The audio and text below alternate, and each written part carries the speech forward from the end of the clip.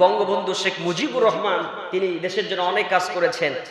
তিনার আমরা তার জন্য দোয়া করি, আল্লাহ তার ভালো কাজগুলো কবুল করে তাকে জান্নাতে দাখিল করে দেন, বলেন আমিন। তার জন্য মূর্তি বানানো হচ্ছে, তার জন্য ঢাকার বিভিন্ন জায়গায় এবং বাংলাদেশের বিভিন্ন জায়গায় মোড়ে মোড়ে মূর্তি আছে না নাই? যমুনা সেতু যখন পার করবেন কার মূর্তি পাওয়া যায়? বঙ্গবন্ধু শেখ মুজিবুর রহমানের মূর্তি পাওয়া যায়। কিন্তু কিছু মানুষ এটাকে মূর্তি বলতে নারাজ, মূর্তি বলবেন না, তারা বলতে চান এটা হলো ভাস্কর্য। নাম কি? ভাস্কর্য। বঙ্গবন্ধু ভাস্কর্যের জন্য 26 লক্ষ টাকা এটাকে বাজেট করা হয়েছে, তাতে হয় নাই। একজন শিল্পী বাজেট দিয়েছে 16 লাখ থেকে 18 লাখ, সেই বাজেটটাকে 8 কোটি টাকা তৈরি করছে। জোরে কর নাউজুবিল্লাহ। একটা মূর্তি বানালে কয় কোটি টাকা লাগবে? এটা কি, এটা কোথাকার টাকা? এটা আমার 2 টাকা 1 টাকা করে কোটি টাকা হয়েছে, কথা কয় না কেন? এটা আমার টাকা না, আপনার টাকা না, এই টাকা দিয়ে মূর্তি বানানো হবে। এটা বাংলার তাওহীদি জনতা কখনো মেনে নেবে না, কথা বলেন ঠিক কিনা? এই কথা বলার কারণে যদি ঘাড় মটকাতে চায়, শিক্ষা উপমন্ত্রী নওফেলকে বলতে চায় সাবধান হয়ে যান, এখনো সুযোগ আছে। এই জায়গাতে আপনি ক্ষমা আছে, এই গণমানুষের সামনে উপস্থাপন করার কথাটা ভুল হয়েছে, কথাকে উইথড্র করে নিয়ে নেন, না হলে ঘাড় আপনার মটকাতে হবে না, আপনার ঘর এই বাংলাদেশের তাওহীদ জনতা মটকায় দেবে, কথা বলেন ঠিক কিনা? জোরে কথা বলেন ঠিক কিনা? আমরা এই মুহূর্তে, এই সিচুয়েশনে, এই পরিস্থিতিতে আমাদের কি করণীয়, কি বর্জনীয়, কিভাবে পথ চলতে হবে, সেই দিক নির্দেশনাই তো এখান থেকে দিতে হবে কোরআন এবং হাদিসের আলোকে, ঠিক না? তা না হলে কি হবে? হবে না। কোন দলীয় কথা নয়, দলমত নির্বিশেষে যে কথাটা বলতে চাই, আজকে আপনারা জেনেছেন ইব্রাহিম আলাইহিস সালাতু ওয়াস সালাম আমাদের জাতির পিতা। নাম কি? মিল্লাতা আবিকুম ইব্রাহিম হুয়া সাম্মাকুমুল মুসলিমিন। ইব্রাহিম আলাইহিস সালাতু ওয়াস সালাম তার পিতা আযর যে মূর্তি বানিয়েছিল, নমরুদ যে মূর্তি বানিয়েছিল, আমাদের ইব্রাহিম আলাইহিস সালাতু ওয়াস সালাম নবী সেই মূর্তিগুলোর পূজা করেছিলেন না ভেঙেছিলেন? জোরে কথা বলেন। ইব্রাহিম নবী মূর্তি কি বানিয়েছেন না ভেঙেছেন? তাহলে আমাদের নবীর আদর্শ ভেঙেছেন। এবং রাসূল যখন কাবা ঘরে ঢুকলেন 360টা মূর্তি ছিল। জাল হক ওয়া যাহাকাল বাতিল ইন্নাল বাতিলা কানা যাহুকা। সত্য যখন আসছে, অন্ধকার, সত্য যখন আসবে মিথ্যা কি আর থাকতে পারবে? আলো যখন আসে আধার আর থাকতে পারবে না। এই সময় রাসূল সাল্লাল্লাহু আলাইহি ওয়াসাল্লাম তলোয়ার নিলেন, মূর্তিকে আঘাত করলেন, একটা একটা করে 360টা মূর্তি ভেঙে ফেললেন কে? বিশ্বনবী জনাবে মুহাম্মদ রাসূলুল্লাহ সাল্লাল্লাহু আলাইহি ওয়াসাল্লাম। কাবা ঘরের মূর্তিগুলো সব ভাঙলেন। আমার নবী পৃথিবীতে মূর্তি ভাঙলেন, আমাদের জাতির পিতা ইব্রাহিম মূর্তি ভাঙলেন। আর সেই নবীর উম্মত, সেই ইব্রাহিমের সন্তান আজকে যদি মূর্তি তৈরি করে, এটা কি মেনে নেওয়া যায়? তারা কি নবীর উম্মত হতে পারে? তারা কি ইব্রাহিমের সন্তান হতে পারে? ইব্রাহিমের সন্তান তারা দাবি করতে পারে, কিন্তু হতে পারে না। আজকে একজন এমপি নওফেল, চট্টগ্রামের, তিনি একজন এমপি, নাম তার নওফেল। আপনারা অনেকেই ফেসবুকে, সোশ্যাল মিডিয়াতে দেখে থাকবেন। তিনি কি করলেন? তিনি সম্ভবত হিন্দুদের একটা কনফারেন্সে, হিন্দুদের একটা অনুষ্ঠানে বক্তব্য দিলেন। বক্তৃতার একটি পর্যায়ে তিনি বললেন, মৌলবাদীরা খুব বাড়াবাড়ি শুরু করেছে। মৌলবাদীদের সাথে বর্তমান সরকার যেভাবে হুজুরদের সাথে ঘাড়ে হাত রেখে সম্পর্ক তৈরি করতে পারে, ঠিক সেভাবে ঘাড় মটকায়ও দিতে পারে। আমরা প্রয়োজন হলে মৌলবাদীদের, হুজুরদের ঘাড় মটকায়ও দিতে পারি। কত বড় স্পর্ধা দেখিয়েছে। তিনি একজন শিক্ষা উপমন্ত্রী। এই মানুষটা শিক্ষা উপমন্ত্রী হয় কি করে, যিনি 95% মুসলমানদের দেশে হুজুরদের ঘাড়, মৌলবাদীদের ঘাড় ক্রিটিসাইজ করে তাদের ঘাড় মটকাতে চায়। এই স্পর্ধা তাকে দিল কে? সাবধান করে দিতে চায়, এই দেশ কোন হিন্দু দাদা ঠাকুরের দেশ না, কথা বলেন ঠিক কিনা? এই দেশ শাহজালালের, এই দেশ ওলি আল্লাহর। এটা মেজরিটি পার্সেন্ট মুসলিম উম্মাহ, মেজরিটি পার্সেন্ট ম্যান পাওয়ার, যারা মুসলিম উম্মাহ, দ্বিতীয় বৃহত্তম মুসলিম জনপদ এই সোনার বাংলা, কথা বলেন ঠিক কিনা? কারণটা কি? তিনি যে ঘাড় মটকাতে চাইলেন, কারণটা হচ্ছে বঙ্গবন্ধু শেখ মুজিবুর রহমান তিনি দেশের জন্য অনেক কাজ করেছেন। তিনার আমরা তার জন্য দোয়া করি, আল্লাহ তার ভালো কাজগুলো কবুল করে তাকে জান্নাতে দাখিল করে দেন, বলেন আমিন। তার জন্য মূর্তি বানানো হচ্ছে, তার জন্য ঢাকার বিভিন্ন জায়গায় এবং বাংলাদেশের বিভিন্ন জায়গায় মোড়ে মোড়ে মূর্তি আছে না নাই? যমুনা সেতু যখন পার করবেন কার মূর্তি পাওয়া যায়? বঙ্গবন্ধু শেখ মুজিবুর রহমানের মূর্তি পাওয়া যায়। কিন্তু কিছু মানুষ এটাকে মূর্তি বলতে নারাজ, মূর্তি বলবেন না, তারা বলতে চান এটা হলো ভাস্কর্য। নাম কি? ভাস্কর্য। এটা মূর্তি না, এটার নাম কি? ভাস্কর্য। আমি বলতে চাই যে আপনারা মদ চেনেন? মদ চেনেন তো? খাইছেন কখনো? খান নাই না, কিন্তু জানেন মদ খাইলে মাথা ব্রেন চেঞ্জ হয়ে যায়, তাই না? এলোমেলো হয়ে যায়, উল্টা পাল্টা হয়ে যায়, লিভার সিরোসিস হয়। এই মদটার নাম সাধারণভাবে আমরা বাংলা মদ সহ বিভিন্ন জানি। যে আপনারা কখনো হুইস্কি চেনেন? হুইস্কি দেখছেন? শিক্ষিত মানুষ যারা তারা বলতে পারবে। গ্রামের মানুষকে যদি বলা হয় এটা হুইস্কি, এটা খাও, এটা মদ, এটা খায়ও না, আচ্ছা বলেন তো তাহলে অবস্থাটা কি দাঁড়াবে? ওরা বলতে চায় যে মদ সেই হুইস্কি। কথা কোন ঠিক কিনা? এরা বলতে চায় এটা মূর্তি না, এটা ভাস্কর্য, তার মানে এটা মদ না, এটা হুইস্কি। কথা বলেন ঠিক কিনা? যেই ভাস্কর্য সেই মূর্তি। বঙ্গবন্ধুর নামে আপনি মিনার বানান, বঙ্গবন্ধুর নামে প্রতিটা জেলায় জেলায় মসজিদ বানান, তাহলে এই মসজিদ তার স্মরণে বানালে পরে সওয়াব আছে না নাই? কবরে সওয়াব যাবে কি যাবে না? আর আপনি তার জন্য বিশাল বড় মূর্তি বানাবেন, কোটি কোটি টাকা খরচ করে একটা মূর্তির জন্য, একটা ভাস্কর্যের জন্য, বঙ্গবন্ধু ভাস্কর্যের জন্য 26 লক্ষ টাকা এটাকে বাজেট করা হয়েছে। টাকা হয় নাই। একজন শিল্পী বাজেট দিয়েছে 16 লাখ থেকে 18 লাখ। সেই বাজেটটাকে 8 কোটি টাকা তৈরি করছে। জোরে কর নাউজুবিল্লাহ। একটা মূর্তি বানালে কয় কোটি টাকা লাগবে? এটা কোথাকার টাকা? এটা আমার 2 টাকা 1 টাকা করে কোটি টাকা হয়েছে। কথা কয় না কেন? এটা আমার টাকা না, আপনার টাকা না। এই টাকা দিয়ে মূর্তি বানানো হবে, এটা বাংলার তাওহীদি জনতা কখনো মেনে নেবে না। কথা বলেন ঠিক কিনা? এই কথা বলার কারণে যদি ঘাড় মটকাতে চায়, শিক্ষা উপমন্ত্রী নওফেলকে বলতে চায় সাবধান হয়ে যান, এখনো সুযোগ আছে। এই জায়গাতে আপনি ক্ষমা আছে, এই গণমানুষের সামনে উপস্থাপন করার কথাটা ভুল হয়েছে, কথাকে উইথড্র করে নিয়ে নেন, না হলে ঘাড় আপনার মটকাতে হবে না, আপনার ঘর এই বাংলাদেশের তাওহীদ জনতা মটকায় দেবে। কথা বলেন ঠিক কিনা? জোরে কথা বলেন ঠিক কিনা? ঢাকার একটা মসজিদের মধ্যে রাতারাতি, আচ্ছা এই মসজিদ ঘরে যদি আমাদের মসজিদের সভাপতি সেক্রেটারি আছে, কেশিয়া সাহেব আছে, আমার বুঝলো ভাই, তো এখন হঠাৎ করে কমিটি বৃন্দ রাত্রিবেলাতে বা কিছু লোকজন যারা মাজার পূজারী রাত্রিবেলাতে ওই বারান্দায় একটা কবর বানালো। কবর বানায় সুন্দর করে টাইলস দিয়ে বললো যে এটা একটা মাজার শরীফ, আমি স্বপ্ন দেখছি এটা মাজার হয়ে গেছে, কাল থেকে তোমরা এখানে মানে সবাই দোয়া করা শুরু করে দাও বা পূজা করো শুরু করো, সিজদা করো শুরু করো। এটাকে আপনারা মেনে নেবেন? মানবে কে? হঠাৎ করে মাজার বানাইছে, সারাদিন মাজার, কোনোদিন মাজার নাই, মাজার বানাইছে। এলাকার লোকজন কত মাজারের গোষ্ঠী কিলাই জম্মের মতো একবার পিটে পিটে সব ভাইয়া শেষ করে দিছে। মারহাবা বলেন, সেই ভাইদেরকে মারহাবা বলেন।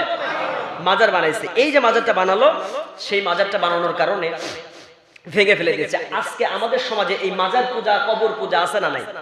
কথা বলেন আছে? আছে। আপনাদের আরেকটা আপডেট তথ্য দেই, দেখেন আজকে জাহেলরা কত বড় মূর্খের জাত। এক পীর সাহেবের দরবারে গান বানাইছিল কয়েকদিন আগে যে আমার মরণকালে ঢোলবাঁশি বাজায়ও, কালেমা কালামের দরকার নাই ও ভাইও, আমার মরণকালে ঢোলবাঁশি বাজায়ও। গানটা ছিল না? অনেকে শুনেছেন। আবার নতুন আপডেট একটা গান বানাইছে, দেখবেন গানটা কি জানেন?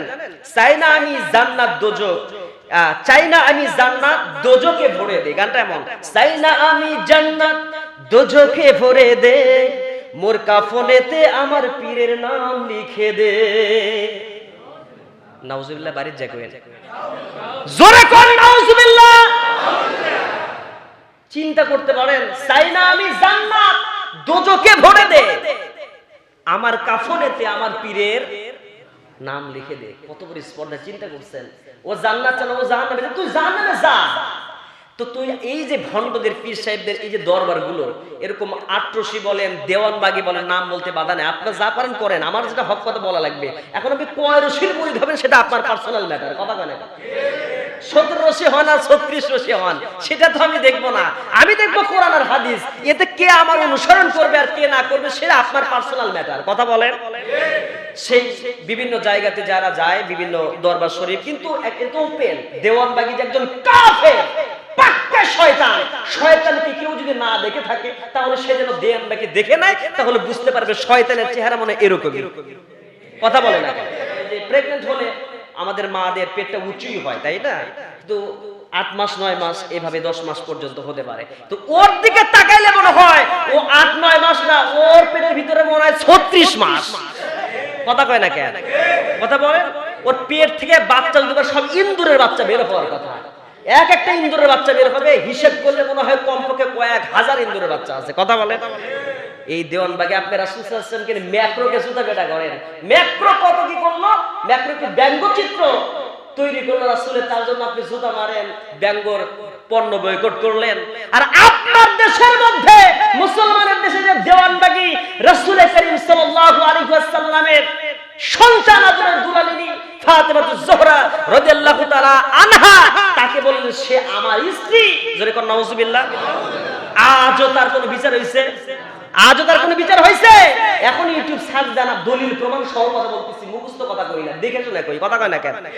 আজকে তার কোনো প্রতিবাদ করলেন না। আপনি ম্যাক্রোকে জুতা পেটা করেন, ম্যাক্রোকে যে আপনি যুদ্ধ করবেন, আপনার ঘরের মধ্যে নিজের দেশের মধ্যে যে কত ম্যাক্রো বসে আছে তার হদিস তো নেন না আপনি। আপনার মতো লোক দিয়ে ম্যাক্রোর কিছুই করতে পারবেন না। কথা বলে যে নিজের ঘর নিজের দেশ ঠিক করতে পারবে না, সে ম্যাক্রোরে কি করবে? কথা বলে না কেন? আগে নিজেকে ঠিক করেন। কুআনফুসাকুম আহলিকুম নারা, নিজে বাঁচো আহলকে বাঁচাও। আগে তো নিজের এলাকা ঠিক করেন, নিজের ঘর ঠিক করেন, তারপরে না ম্যাক্রোর কাছে যান, ডোনাল্ড ট্রাম্পের কাছে যান, ওয়াং সাং সুচির কাছে যান। এখন তো জো বাইডেন নতুন করে আসলো না, আমেরিকার প্রেসিডেন্ট জো বাইডেন আসছে, তার কাছে যান। আর হেরা এই রাসূল সাল্লাল্লাহু আলাইহি ওয়াসাল্লাম তার 2 নাম্বার গুণ কি ছিল আমরা আজকে জেনে নেব। রাসূলের 2 নাম্বার গুণ, বিশ্বনবী সাল্লাল্লাহু আলাইহি ওয়াসাল্লামের 2 নাম্বার গুণ ছিল আল্লাহ রাসূল সাল্লাল্লাহু আলাইহি ওয়াসাল্লামকে আল্লাহ রাব্বুল আলামিন এত বেশি ভালোবাসতেন। আল্লাহ সুবহানাহু ওয়া তাআলা আমার রাসূলকে এত মহব্বত করতেন যে রাসূল করিম সাল্লাল্লাহু আলাইহি ওয়াসাল্লামের কথার চাইতে কারো কথার স্কেল যদি উপরে চলে যেত, আল্লাহ সেটা বরদাস্ত করতেন না। আল্লাহ নবী সাল্লাল্লাহু আলাইহি ওয়াসাল্লাম মসজিদে নববীতে বসে আছেন, আর মসজিদে নববীতে এক পাশে আছে আবু বকর আর এক পাশে ওমর। আবু বকর রাদিয়াল্লাহু তাআলা আনহু আর ওমর রাদিয়াল্লাহু তাআলা আনহু দুইজন বসে কথা বলছে, দুইজন বসে আছেন। একজন ব্যক্তি বনু তামিম গোত্রের একজন লোক এসে বলল, ইয়া রাসূলুল্লাহি, আপনি আমাদের জন্য একজন নেতা নির্বাচিত করে দেন, ওই নেতার আনুগত্য আমরা সবাই করব। এই কথা বলার সঙ্গে সঙ্গে হযরত আবু বকর রাদিয়াল্লাহু তাআলা আনহু বললেন, ইয়া রাসূলুল্লাহি, আমার চাচা ইবনে মাবিদকে আপনি নেতা বানিয়ে দেন। কিন্তু ওমর রাদিয়াল্লাহু তাআলা আনহু সেটাকে অ্যাকসেপ্ট করলেন। ওমর বললেন, ইবনে মাবিদ তার রাষ্ট্র চালানোর সে ধরনের কোনো যোগ্যতা নাই, তার নেতৃত্ব দেওয়ার তেমন কোনো যোগ্যতা নাই, গুণাবলী নাই। অতএব ইবনে মাবিদ কয়, হযরত ওমর ফারুক বললেন, আকরাবিন হাবিদকে আপনি নেতা বানিয়ে দেন। এই কথা বলার সঙ্গে সঙ্গে দুজনের ভিতরে বাকবিতণ্ডা হয়। আবু বকর বলে একটা, ওমর বলে একটা। এই কথা যখন বলতে বলতে দুজনের কথাবার্তা যখন তারা বাকবিতণ্ডা করছে, স্কেল যখন উঁচু হয়ে গেছে, বিশ্বনবী সাল্লাল্লাহু আলাইহি ওয়াসাল্লাম চুপ করে বসে আছেন, রাসূল কোনো উত্তর দিচ্ছেন না। কিন্তু আল্লাহর সহ্য হয় নাই। আল্লাহ রাব্বুল আলামিন তখন ওহী নাজিল করে জানিয়ে দিলেন, খবরদার নবীর কথার উপরে যেন তোমাদের কথা না যায়। জোরে বলেন সুবহানাল্লাহ। সংক্ষেপ করে বলছি, সাবধান, এই নবী সাধারণ কোনো নবী নয়। কোন নবীর উম্মত? নবীর কথার চাইতে উচ্চ স্কেলে কথা বলা জায়েজ নাই। এটা ছিল আমাদের নবীর 2 নাম্বার গুণ। 3য় নাম্বার গুণ আসেন। 3য় নাম্বার গুণ রাসূল করিম সাল্লাল্লাহু আলাইহি ওয়াসাল্লামের ছিল, সেটা কি? রাসূলের সম্মান এত বেশি ছিল, রাসূলের কারণে এই পৃথিবীতে আমাদের জন্য হঠাৎ গজব আসছে না। সুবহানাল্লাহ বলবেন না? হঠাৎ গজব বুঝেন, হঠাৎ আযাব কেমন ছিল? জিবরাইল আমিনকে অনেক সময় পৃথিবীতে পাঠানো হতো। আপনারা আদ জাতির কথা শুনেছেন, সামুদ জাতি, আদ, সামুদ, এই জাতিগুলো এবং আরো যে সকল জাতি আছে, হযরত সালেহ আলাইহিস সালাম সালেহ জাতির কাছে পাঠিয়ে দিয়েছেন। সালেহ আলাইহিস সালাম এসেছিলেন। আদ, সামুদ জাতি, এই যে জাতিগুলো ছিল পৃথিবীতে, এই জাতিগুলো এত পাপ, এত গুনাহ করেছিল, আল্লাহ রাব্বুল আলামিন এই পাপের সাগরে যখন তারা হাবুডুবু খাচ্ছে, আল্লাহ সুবহানাহু ওয়া তাআলা তখন আসমান থেকে গজব নাজিল করে জাতিকে ধ্বংস করে দেয়। জোরে কোন আল্লাহু আকবার। কেমন করে ধ্বংস করে দেয়? জিবরাইল আমিনকে দুনিয়াতে পাঠিয়ে দেওয়া হয়। জিবরাইল আমিন দুনিয়াতে আসলেন। জিবরাইল আমিন যখন দুনিয়াতে আসলেন, জিবরাইল আমিনকে পাঠিয়ে দেওয়া হয়েছে। তাকে বলা হলো, এই আদ জাতি, সামুদ জাতিকে মাটির নিচে তোমরা কি করে দাও? পিষ্ট করে দাও। জিবরাইল আমিন কি করলেন? তার পাখাগুলোকে মাটির নিচে ঢুকিয়ে দিলেন, আর উল্টায় দিয়ে, মাটির নিচে ঢুকায় দিয়ে জমিনের নিচ পর্যন্ত চলে গিয়ে উল্টায় দিয়ে পিঠার মতো করে মানে উল্টায় দিলে তাদেরকে একেবারে মাটির সাথে মিশিয়ে দিলেন। জোরে কর আল্লাহু আকবার। শুধু তাই নয়, তখন আল্লাহ সুবহানাহু ওয়া তাআলা আসমান থেকে বৃষ্টি বর্ষণ করতেন। আসমান থেকে আগুনের বৃষ্টি বর্ষণ করে তাদেরকে শেষ করে দিতেন। আবার কখনো আসমান থেকে পাথর বর্ষণ করে করে জাতিগুলোকে ধ্বংস করে দিতেন। জোরে কর নাউজুবিল্লাহ। এমনি ভাবে শেষ করে দিতেন। আমার ভাইয়েরা, আজও আমরা পাপের সাগরে সাগরে হাবুডুবু খাচ্ছি।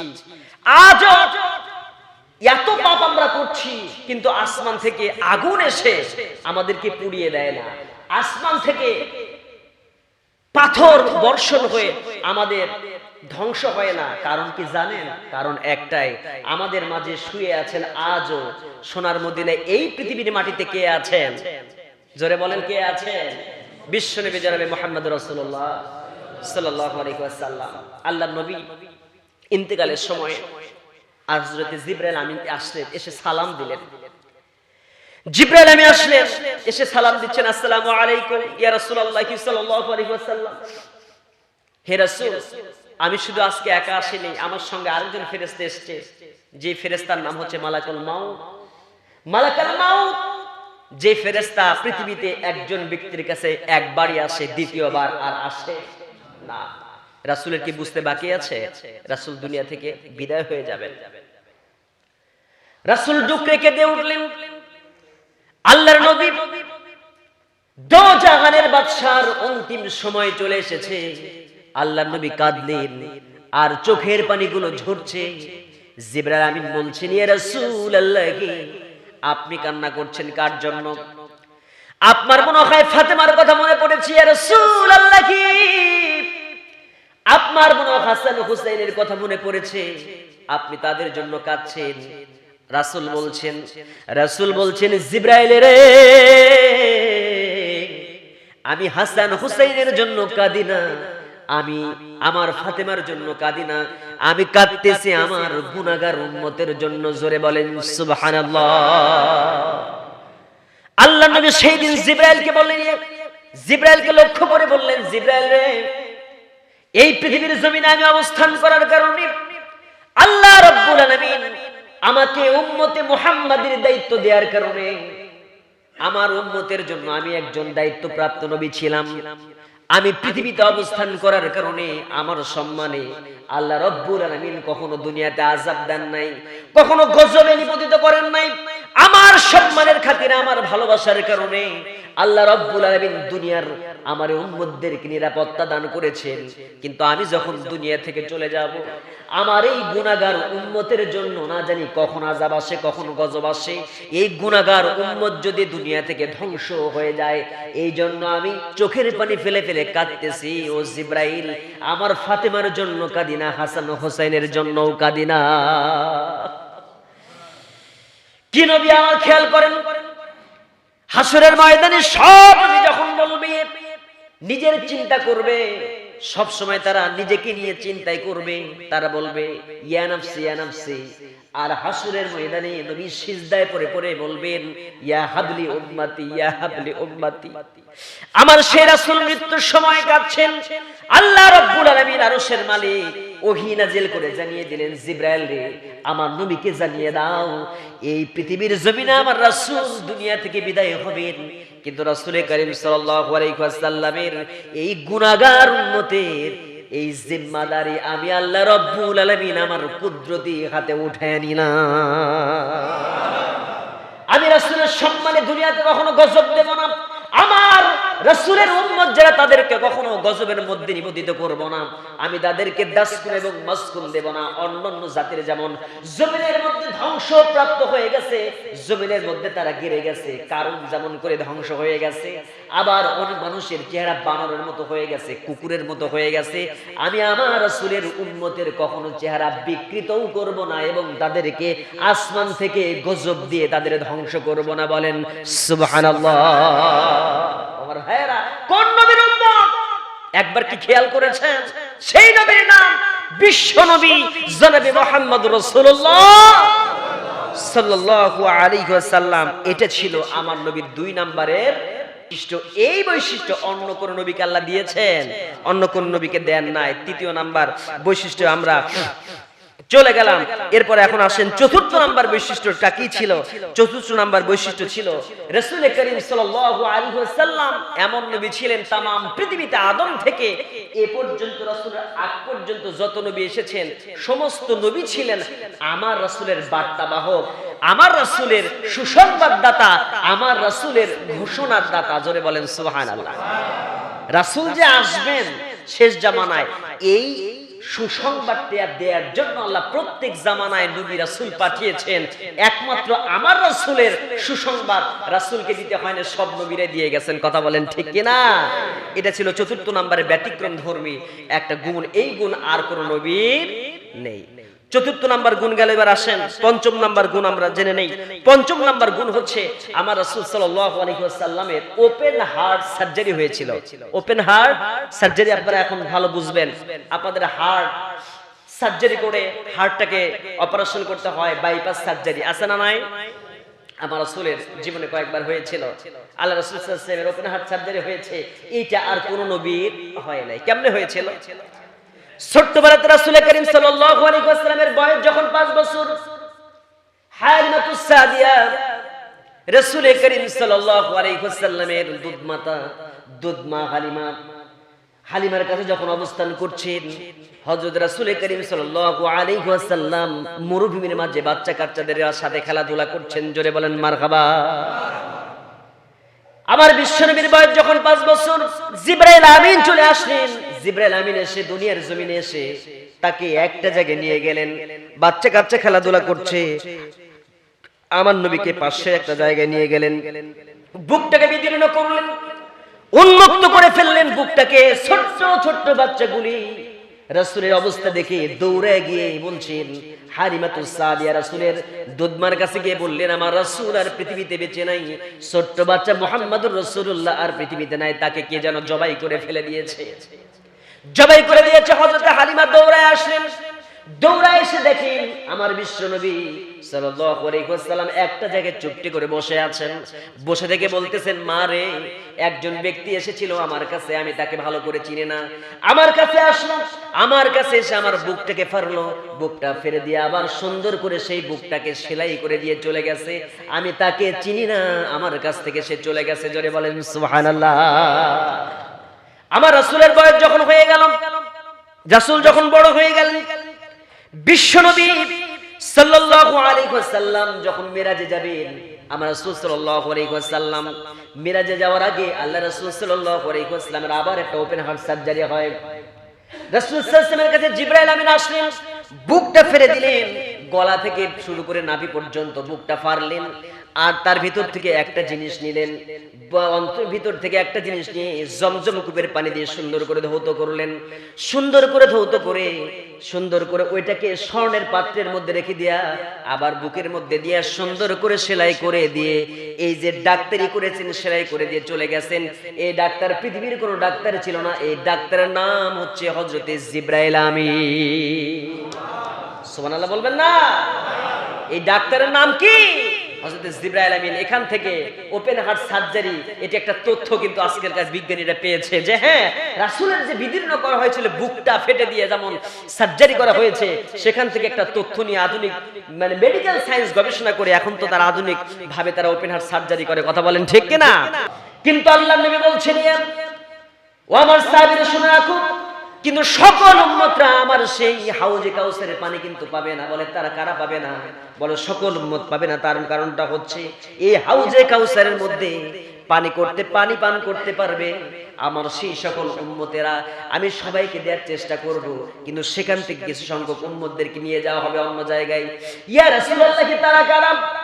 আল্লাহ নবী সেই সময় বললেন, এই পৃথিবীর জিন্দেগিতে আমার যেই সব উম্মতেরা আমি আর মৃত্যুর পরে যারা নতুন করে নতুন কিছু সৃষ্টি করেছে, যারা আমার সুন্নাত বাদ দিয়া নতুন কিছু তৈরি করেছে, যারা বিদআত তৈরি করেছে, বিদআত করবে যারা, আমি যেইটা করি নাই তারা নতুন করে যারা বানাইছে, আমি আমার রাসূল বলছেন ওই ব্যক্তিগুলোকে আমার কাছ থেকে ছিনিয়ে নিয়ে যাওয়া হবে, তাদেরকে হাউজে কাউসার পানি পান করাতে আল্লাহ তাআলা দেবে। এই সময় রাসূল করিম সাল্লাল্লাহু আলাইহি ওয়াসাল্লাম বললেন, ওই যে ছোট্টবেলায় আমাকে 5 বছর বয়সে আমাকে যেই ব্যক্তি, আমি তো তখন চিনতাম না, আমাকে যেই ব্যক্তি এই ওপেন হার্ট সার্জারি করেছিল, আমি যখন বড় হয়েছি ওই ব্যক্তি একই ব্যক্তি, ও আর কেউ নয়, তিনি হলেন আমার ভাই জিবরাইল আমিন। জোরে বলেন সুবহানাল্লাহ। জিবরাইল ফেরেশতা এসে এই সার্জারিটা করেছিল।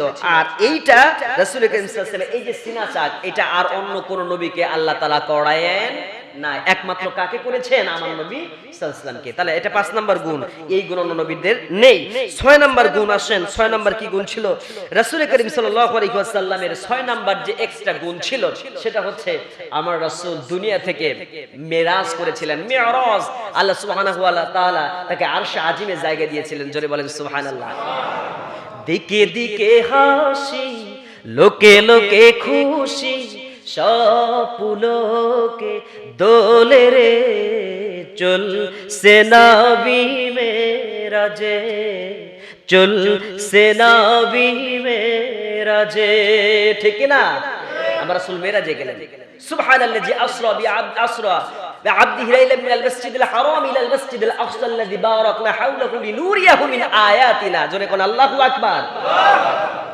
এই যে আয়াত, রাসূল করিম সাল্লাল্লাহু আলাইহি ওয়াসাল্লাম কে ঊর্ধ্ব আকাশে নিয়ে যাওয়া হলো, মেরাজ করলেন রাসূল।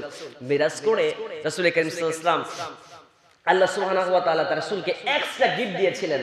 এই যে বিশাল গিফট রাসূলকে দিলেন, মেরাজ করলেন এবং আমাদের জন্য আমার রাসূলকে একটা গিফট দিলেন। সেই গিফটের নাম কি? উপহারের নাম কি বলেন তো? নামাজ দিয়ে দিলেন। কয় রাকাত? 50। কয় ওয়াক্ত? 50 ওয়াক্ত দিয়েছিলেন। সেইটাকে কমাইতে কমাইতে মুসা আলাইহিস সালাতু ওয়াস সালামের পরামর্শ মোতাবেক আমার রাসূল আল্লাহর কাছে গেলেন যে 50 ওয়াক্ত নামাজকে নিয়ে আসলেন কয় ওয়াক্তে? জোরে বলেন। আর জানিয়ে দেওয়া হলো, ইয়া রাসূলুল্লাহ, কি আপনার কোন উম্মত যদি সুন্দর করে বা জামাতের সাথে ওযু করে যদি তারা 5 ওয়াক্ত নামাজ আদায় করে, আমি আল্লাহ রাব্বুল আলামিন তাদেরকে 50 ওয়াক্ত নামাজের সওয়াব তাদেরকে পরিপূর্ণ করে দিয়ে দেব। আস্তে করে সুবহানাল্লাহ। 5 ওয়াক্ত বললে 50 ওয়াক্ত নামাজের সওয়াব। আল্লাহু আকবার। সেই আল্লাহ আমার ভাইয়ের আমাদের এত ভালোবাসেন। আমরা রাসূল সাল্লাল্লাহু আলাইহি ওয়াসাল্লামের এইটা বিশাল একটা গিফট ছিল আমাদের জন্য। ইন্না সলাতি তানহা আনিল ফাহশা, ইন্না সলাতা তানহা আনিল ফাহশা ওয়াল মুনকার। একজন ব্যক্তি নামাজ যদি পড়ে তাহলে সেই ব্যক্তি অন্যায় অশ্লীলতা থেকে সে নিরাপদে থাকতে পারবে। কথা কোন ঠিক কিনা? ইন্না সলাতি ওয়া নুসুকি ওয়া মাহইয়ায়া ওয়া মামাতি লিল্লাহি রাব্বিল আলামিন। আমার জীবন, আমার মরণ, আমার বন্দেগী, ইয়া ইলাহি, ইয়া ইলাহি কবুল করো আমার বন্দেগী, আমার জীবন, আমার মরণ, আমার জিন্দেগী। আমিন বলেন। যেরকম আমিন। আমার ভাইয়েরা, সে সুবহানাহু ওয়া তাআলা, আল্লাহ সুবহানাহু ওয়া তাআলা 7 নাম্বার আমার নবীর যে বৈশিষ্ট্য দিয়েছিলেন, যে গুণটা দিয়েছিলেন, 7 নাম্বার গুণ ছিল আল্লাহ সুবহানাহু ওয়া তাআলা আমার নবীকে কাউসার দান করেছেন, হাউজে কাউসার। সুবহানাল্লাহ বলবেন না? কয় নাম্বার গুণ? 7 নাম্বার। আমার নবীকে আল্লাহ সুবহানাহু ওয়া তাআলা হাউজে কাউসার দিলেন, হাউজে কাউসার দান করলেন। যারা সুন্দর করে পারেন ছোট্ট একটি সূরা, সূরা কাউসার আমি প্রথমে তেলাওয়াত করেছিলাম, আমার সঙ্গে যারা পারেন বলেন, ইন্না আ'তাইনাকাল কাউসার ফাসাল্লি লিরাব্বিকা ওয়ানহার ইন্না শানিআকা হুয়াল আবতার। আল্লাহু আকবার বলেন। এই আয়াতে কারিমা সূরা কাউসার নাযিল হলো কখন? আমার রাসূল সাল্লাল্লাহু আলাইহি ওয়াসাল্লামের সন্তান ছিল, পুরুষ ছেলে সন্তান ছিল 4 জন। 2 নম্বর সন্তান যখন দুনিয়া থেকে বিদায় হলো, ইব্রাহিম নাম, দুনিয়া থেকে বিদায় হয়ে গেছে, তখন মক্কার কুরাইশরা বলছে মুহাম্মাদের পুত্র সন্তান বাঁচে না, এই মুহাম্মদ হলো একজন নির্বংশ লোক, এই মুহাম্মদ লেজ কাটা। জোরে কর নাউযুবিল্লাহ। আবতার মানে হচ্ছে লেজ কাটা।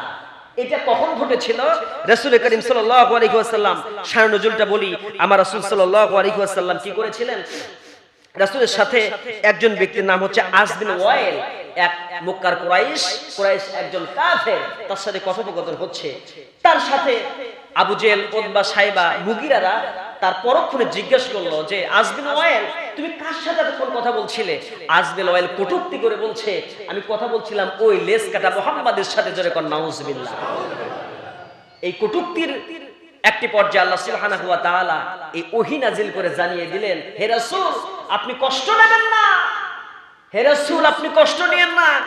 ওরা লেজ কাটা বলে, আপনি লেজ কাটা নন, আপনার সন্তান মরেছে তো কি হয়েছে, আপনি টেনশন করেন না, আমি আপনাকে হাউজে কাউসার দান করলাম। সুবহানাল্লাহ।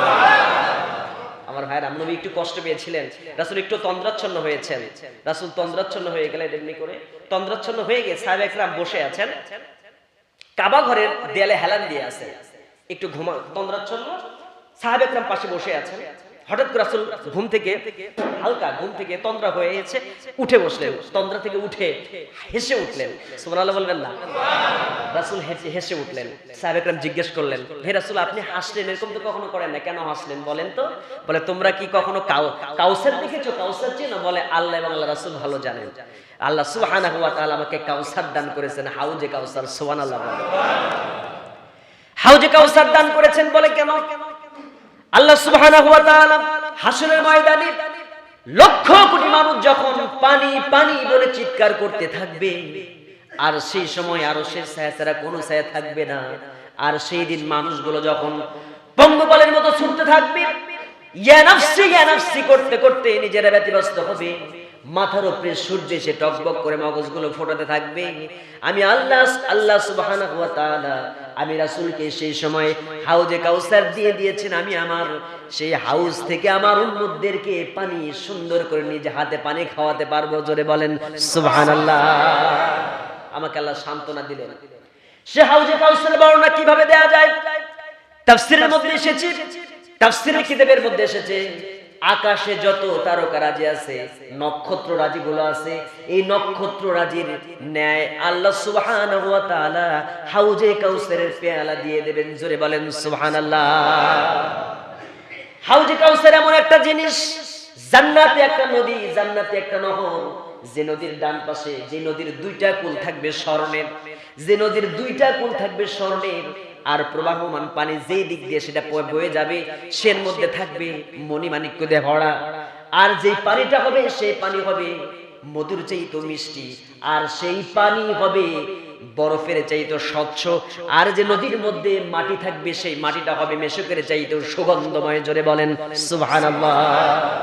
কিন্তু আল্লাহর নবী বলছেন, ও আমার সাহাবীরা শুনে রাখো, কিন্তু সকল উম্মতরা আমার সেই হাউজে কাউসারের পানি কিন্তু পাবে না। বলে, তারা কারা পাবে না? বলে, সকল উম্মত পাবে না। তার কারণটা হচ্ছে এই হাউজে কাউসারের মধ্যে পানি পান করতে পারবে আমার সেই সকল উম্মতেরা। আমি সবাইকে দেওয়ার চেষ্টা করব, কিন্তু সেখান থেকে কিছু সংখ্যক উম্মতদেরকে নিয়ে যাওয়া হবে অন্য জায়গায়। ইয়া রাসূলুল্লাহ, কি তারা কারা? আল্লাহ নবী সেই সময় বললেন, এই পৃথিবীর জিন্দেগিতে আমার যেই সব উম্মতেরা আমি আর মৃত্যুর পরে যারা নতুন করে নতুন কিছু সৃষ্টি করেছে, যারা আমার সুন্নাত বাদ দিয়া নতুন কিছু তৈরি করেছে, যারা বিদআত তৈরি করেছে, বিদআত করবে যারা, আমি যেইটা করি নাই তারা নতুন করে যারা বানাইছে, আমি আমার রাসূল বলছেন ওই ব্যক্তিগুলোকে আমার কাছ থেকে ছিনিয়ে নিয়ে যাওয়া হবে, তাদেরকে হাউজে কাউসার পানি পান করাতে আল্লাহ তাআলা দেবে। রাসূল সাল্লাল্লাহু আলাইহি ওয়াসাল্লামের 7 নাম্বার সূরা কাউসারে আমি আলোচনা করছিলাম যে রাসূল সাল্লাল্লাহু আলাইহি ওয়াসাল্লামকে আল্লাহ তাআলা কয় নাম্বার দিয়েছেন? 7 নাম্বার একটা গুণ দিয়েছেন, রাসূলকে কাউসার দান করেছেন। কথা বলেন ঠিক কি না? রাসূল বললেন ওই সমস্ত ভণ্ড যারা আমার পরে নতুন করে কিছু সৃষ্টি করেছে, আমার উম্মতের মাঝে ভেজাল ঢুকাইছে, ফেতনাবাজ পীর, এই সমস্ত লোক কখনো রাসূলের হাউজে কাউসারের পানি খেতে পারবে? আস্তে করে বলেন পারবে? জোরে বলেন পারবে? হিজবুত তাওহীদ নতুন একটা ভয়ান আছে না নাই? মিলিটারি স্টাইলে নামাজ পড়ে, আল্লাহু আকবার আল্লাহু আকবার আছে না নাই? ফেসবুকে যুবকরা দেখে, আপনারা তো মুরব্বীরা বুঝবেন না। হিজবুত তাওহীদ বলে পর্দা জায়েজ নাই, পর্দা করা মেয়েদেরকে একটা জায়গায় আবদ্ধ করে রাখা হচ্ছে, এটা করা যায় না। পর্দা নাই, নামাজ নাই, ওদের নামাজ ভিন্ন রকমের, ওর পর্দাও ভিন্ন রকমের, জুতা দিয়ে পিটান দরকার। কথা কয় না কেন? আছে না নাই? এই দেওয়াল বাগিতে নিয়ে এরকম কিছু দেখা দরকার। তুই বলে এত বড় পীর, আল্লাহর সাথে হটলাইন। ও আপনাদের সাথে মোবাইলে কথা বলে ডাইরেক্ট আল্লাহর সাথে কথা কয়। আল্লাহর সাথে আমার কথা হয়েছে, আল্লাহর সাথে কি হয়েছে? হটলাইনে কথা হয়। কত বড় শয়তান! কথা বলেন তো আমার ভাইয়েরা। সেই রাসূল আমরা পেয়েছি, রাসূল করিম সাল্লাল্লাহু আলাইহি ওয়াসাল্লাম, তিনি কেমন নবী? as a father, as a teacher, as a lawgiver, as a lawmaker, as a reformer of the society. Muhammad sallallahu alaihi wasallam is the superman of the world. Allahu akbar বলেন। তাহলে কাউসার রাসূল সাল্লাল্লাহু আলাইহি ওয়াসাল্লাম, এটা কখন নাজিল হয়েছে? এই কাউসার যখন নাজিল হয়ে গেল, নাজিল হওয়ার পরে সে সময় একজন ভণ্ড নবী ছিল, নাম তার মুসাইলামাতুল কাজ্জাব। নাম কি? ভণ্ড নবী মুসাইলামাতুল কাজ্জাব। সে বলছে তোমরা মুহাম্মাদের অনুসরণ করো, মুহাম্মাদ নবী, আমিও নবী। নাউজুবিল্লাহ বলবেন না? মুহাম্মদ অর্ধেক নবী, নবুয়ত অর্ধেক অর্ধেক, আমার অর্ধেক, মুহাম্মাদের অর্ধেক। তাই নাকি? মুহাম্মাদ নবী, আমিও নবী, আমি এক এলাকার মুহাম্মাদ আর এক এলাকার নবী।